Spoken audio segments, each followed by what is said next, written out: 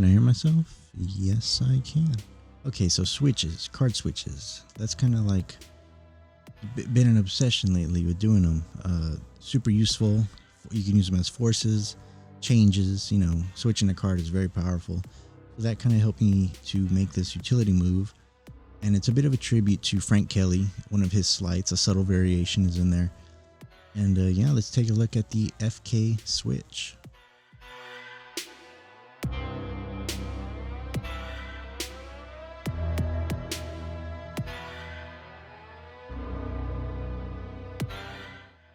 For the EFKAY switch, you're going to start with the riffle. Spectator says stop.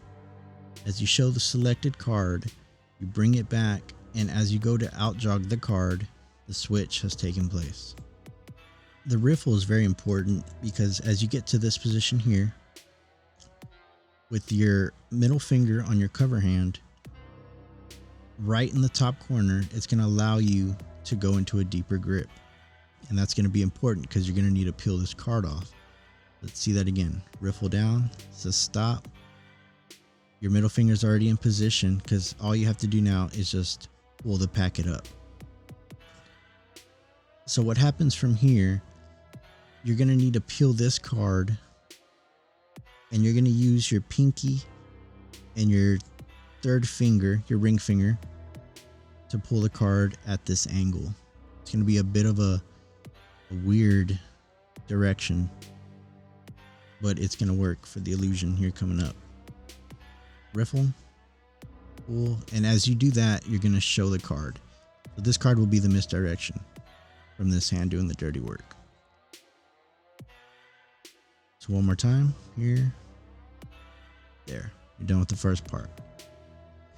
Now what happens next, once you get into this position here and you get the card showing, you're going to pull the card back and you're going to go to place this top packet back on top. And in that action, you're actually grabbing that peeled card and you're out jogging it forward, creating the illusion that you just pushed the selected card forward. Now, what really helps pull this off, that card at this weird angle gives it this look that this packet has nothing to do with it.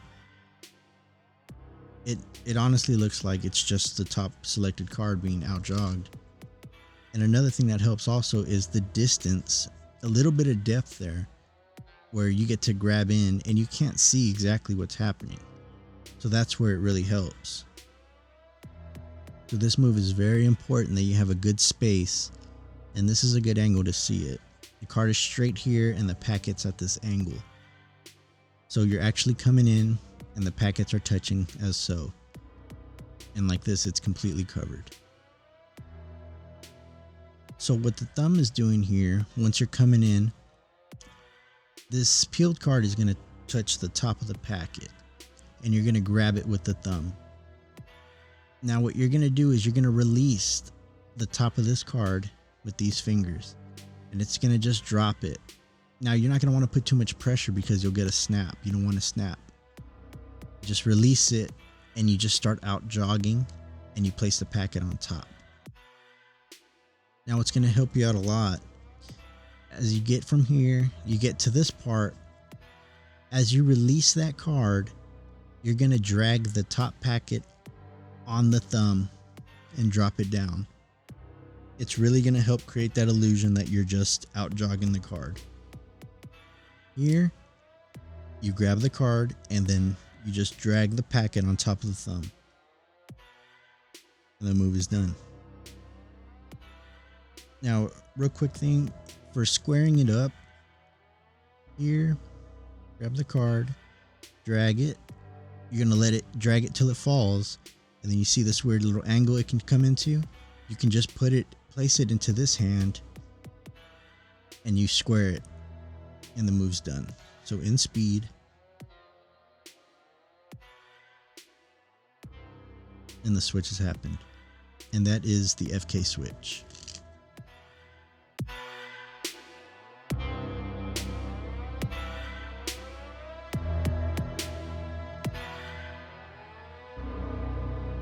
So for the EFKAY force, you're going to want to start with your force card on the bottom. And what you're going to do is you're going to kick off a few packets. Spectator can say stop.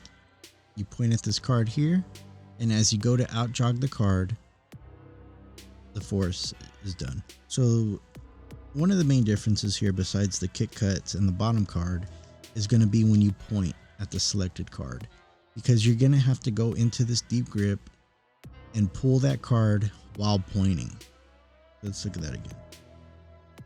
Cut, stop, and then you point. And as you point, you get into this position here. And then from there, you just go right into the switch, and the force is hit. And that is the EFKAY force.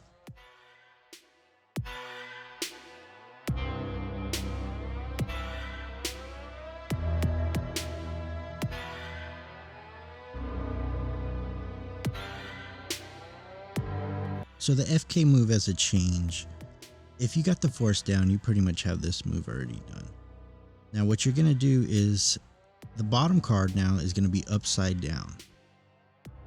So from here, you can just cut off a couple packets. And in this move from the force, when you point, instead of pointing and tapping the card, you're going to flip the card over. At the same time, peeling this card off into this position. And from there, you go right into the switch, and the move is done. So let's look at that again. Upside down card on the bottom. Give it a couple cuts. As you go to flip that card over, get into position, perform the switch, and the move is done. Now something to look out on this move is you have to be careful with that face up card flashing. So we go from here, flip it over. Now when you go into it, as you come back, you want to give it a good cover until you know you've squared it up. It's going to prevent that card from showing and flashing. So in that case, as long as you have a tight cover and you know you can feel all the corners nice and flush, the move is performed. And that is the EFKAY change. A couple last minute notes. The move is made to be quiet, so it is good to do the move slower, more of a natural rate, natural pace. It can be burned. That's a really cool thing about it, and it's meant to be really quiet, so you could do it in a library if you wanted to. It's one of those moves that was really heavily influenced on that style of just being able to do it anytime, anywhere. Appreciate y'all for watching. Just something I came up with and wanted to share, so decided to make a tutorial for it, start up a YouTube. So yeah, hopefully I see you on the next one.